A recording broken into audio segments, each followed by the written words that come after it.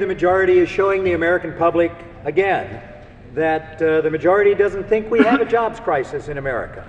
Getting Americans back to work is not their top priority. Getting the American economy back on track and creating jobs is my first, second, and third priority. And until the majority gets to work, we're not going to move this country forward.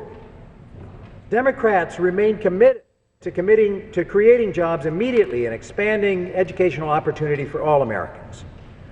And rather than bringing to the floor legislation to help create jobs, we're wasting time with this attempt to undermine workers' rights, the right to organize, to have safe working conditions, fair wages. You know, on Monday night I had a town hall, and not one person, not one, wanted to talk with me about the NLRB or its rulemaking. Many wanted to talk about job creation, wanted to make sure that we were investing in our children's education. I offered an amendment to this bill to help keep teachers in the children's classrooms. I offered a real solution to a real problem, not a special interest giveaway to big business. Unfortunately, the majority blocked my amendment on procedural grounds. Now, across the country, budget cuts and teacher layoffs have forced schools to reduce days of the school year or cut classes in literacy or arts or music or physical education, or increase class sizes or reduce library hours. My amendment would have invested in our workforce and our educational system.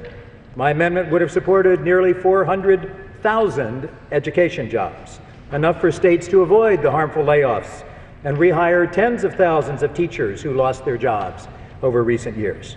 Tom, a student from East Brunswick, wrote me recently, "Teacher layoffs in the eyes of this student is a bad thing," he said.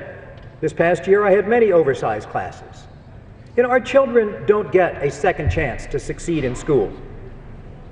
Our future economic growth depends on a well-educated and innovative workforce. That's what we should be dealing with today. My amendment would have supported our children. This flawed bill ignores those pleas for help. The gentleman's time has expired. The gentleman from California reserves. The gentleman from Minnesota is recognized. Thank you, Mr. Chairman.